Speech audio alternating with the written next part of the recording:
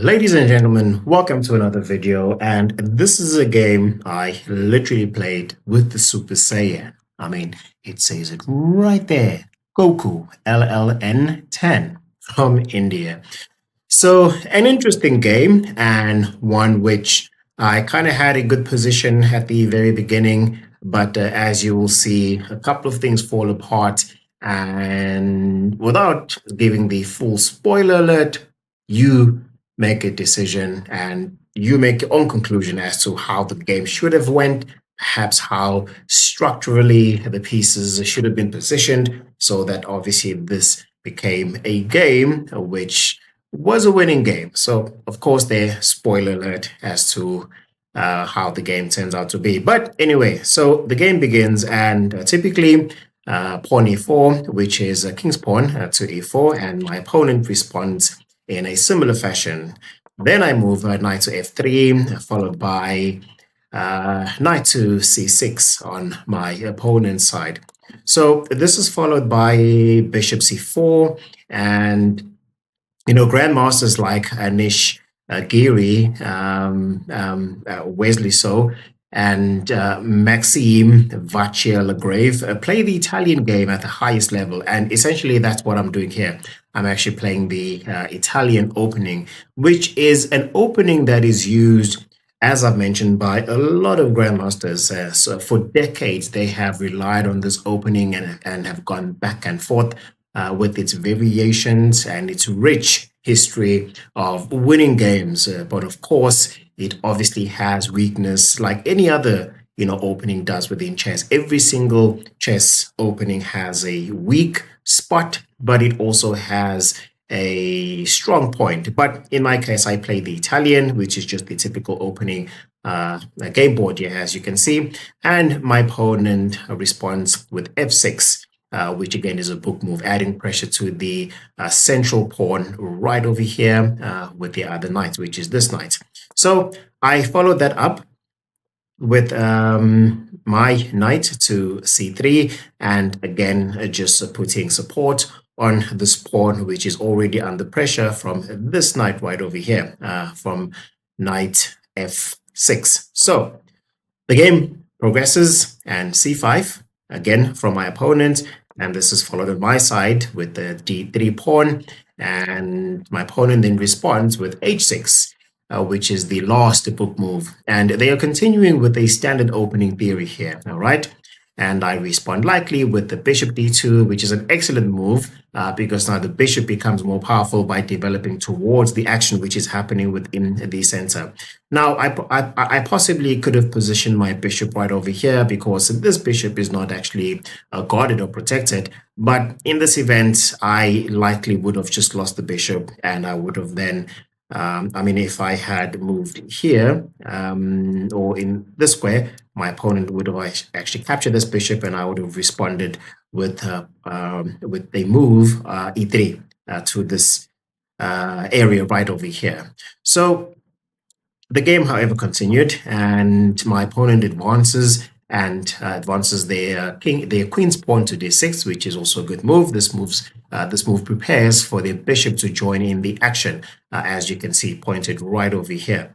So I castle on king side, which is a short castle, and again my opponent develops their bishop, and this is then followed by me trying to kick out this bishop, because I know that if I leave this bishop here, it's just going to give me too many problems in the future. So I rather continue to develop my play and have a sort of stronger structural position, which I believe I do kind of have at this point. I've got my knight here, which is attacking this pawn, and I have this idea, which is backed by this and also backed by that. So I'm kind of in a good position. I mean, if I look at my opponent, for the most part, this does not do much at all. But I know that I've got pressure on this pawn, and I'll probably need to do something about that, as and when the time does allow for me to do so. But he's got his bishop eyeing this piece right over here. But again, this doesn't do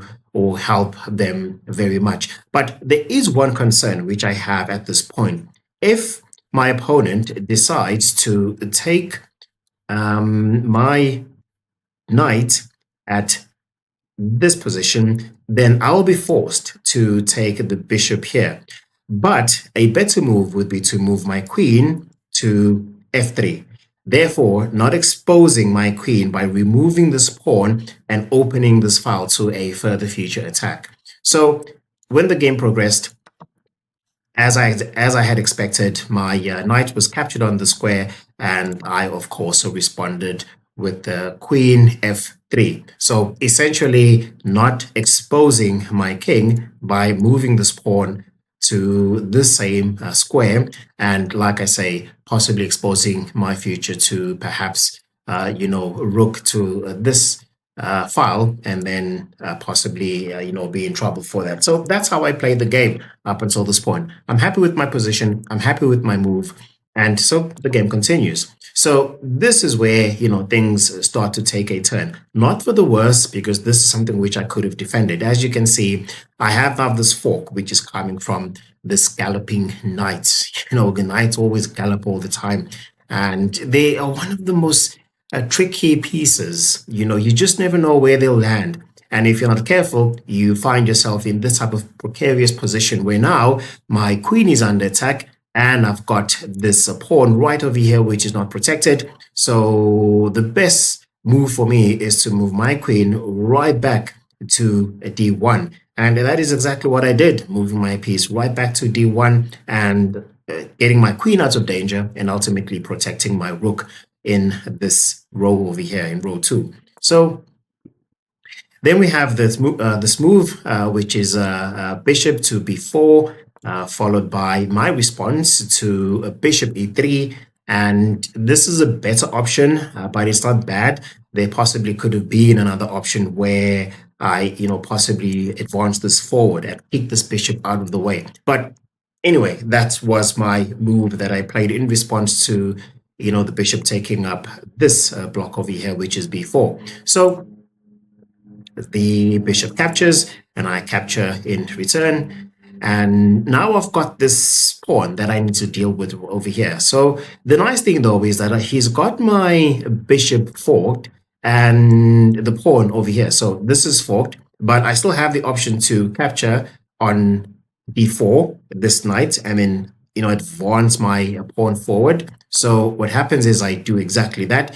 And I think I probably should have, moved my bishop out of the way and possibly just leave his, knight exposed here for me to capture. And, with that, my opponent captures as well, and I respond in the same favor. But according to the computer, it believes that I should have went to e5.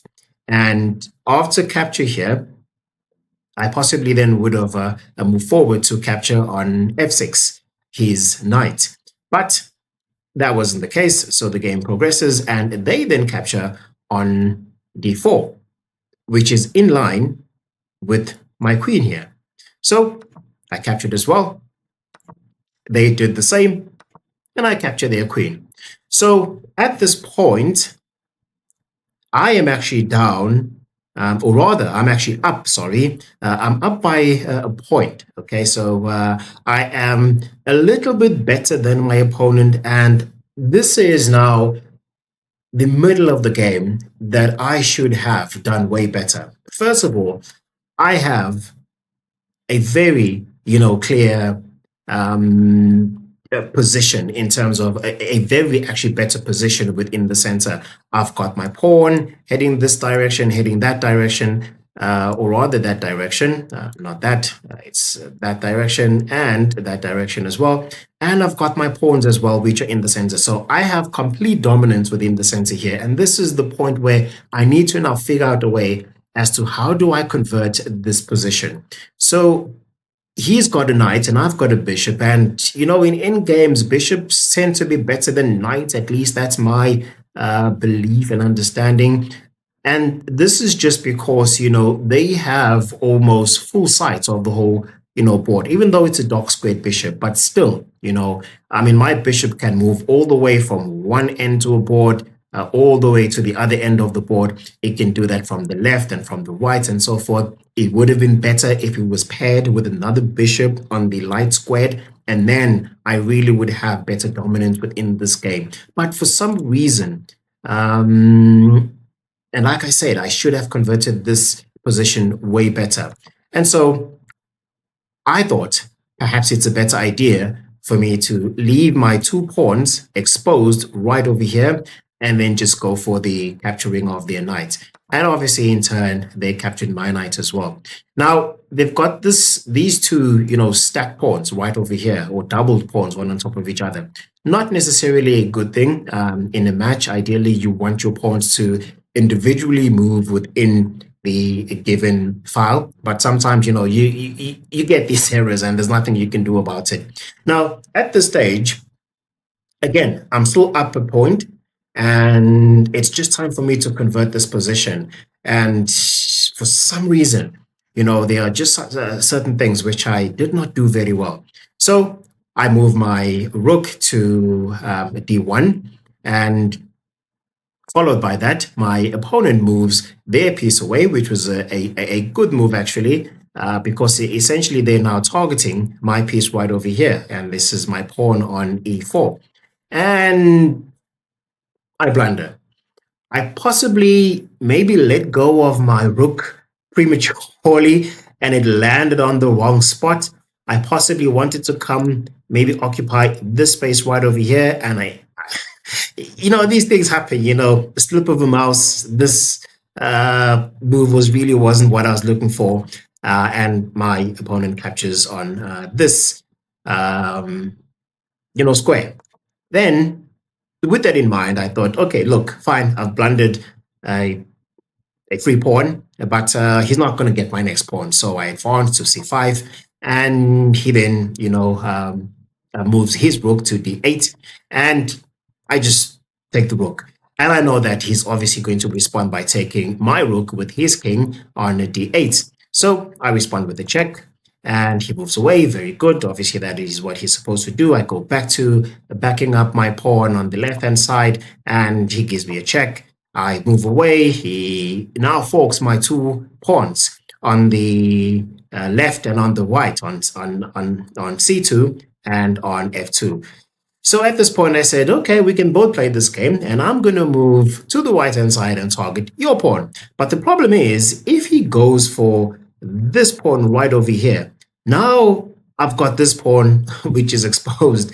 And so what happens is he captures my pawn, my worst nightmare comes true, and this pawn is now exposed. So what do? Well, I say, okay, fine. So I capture his pawn, he captures my pawn, I take his pawn as well, and he comes back to finish the job and make sure that he leaves the crime scene, clean. He cleans up the crime scene, and this pawn is now exposed, and this one as well. But in this case, there's nothing really which I could do. So I move the one on the right, because I know that I've got my king also on the right-hand side, and this will possibly move forward with the king, and I'll try and push this. Even though I've got traffic here, I've still got this pawn that I have to deal with. I have a bit of traffic, so I need to deal with this pawn as soon as possible. And the game once again will kind of move to like a neutral state, and then we'll see how we both develop our end game. All right, so he captures this pawn. I come right next to his, and anyway, he moves his bishop in my path. Now, here's a problem. I cannot capture both at the same time. So I need to now pick, do I go for the rook? Do I go for the pawn? And in this game, or at this point, there really is no right move. I think possibly I probably should have checked him, but instead, I just go for the rook, and he obviously then goes for my pawn. Now, I have this pawn right over here, and possibly the best move that I should have considered is, moving my king more so to the center of the board and try to slow down the activity happening on the left-hand side, because I have these 2 pawns which are further along the line, then he's 1 pawn versus my 2 pawn. But like I said, I've got traffic here. But anyway, so I advance my first pawn, he moves his, and I move my second pawn. Then he moves his king into action. And I know at this stage that there is no way that I could possibly defend this successfully. And I think the biggest blunder which I did is moving my king and ultimately blocking this pawn. The better move for me would have been moving my pawn right over here. This would have been a great move. Then I can advance my king and, possibly try to, move my pawns up, the ladder, and so that I could queen as well. But that wasn't the case. So anyway, um, so I move my king, obstructing my pawn here to make progress and build my pawn chain over here. And then he just, bamboozles and goes all the way down. And at this point, I'm thinking, oh my boy. And he moves forward, I move forward, he moves forward, I capture his pawn, and he queens. I move my another pawn. It's too late at this point, but anyway, I still do that, and he checks me. Now, at this point, I really have no other options but just to now start, just scrambling and running my king away from check, possibly trying to get behind the pawns. And that obviously doesn't work. He checks me again. I move away. He checks me again. I move away. He moves his king. I know that this is about to be a checkmate. I check him as well. Doesn't work out. And he brings his king. I move my pawn. And the next move he does is a f5 with his queen, which is excellent. I move my king, which is not a good move. I possibly should have brought the pawn up. But it's too late anyway, and he wins the match. So this is a game I played with the Goku, and I guess there's no way around a Super Saiyan, and a good game nonetheless, and one which I believe I should have done better with my positional play and moving things in a better position and possibly, advancing in the right way. And, if we were to go back, just a bit, I think more when I had the bishop and he had the knight. I think that's where right around here. Right around here. I think it's at this point where I should have really converted the position and also converted the game into a win. But of course, it wasn't to be, and my opponent got the better of me. I think he had a better structure, better positional play.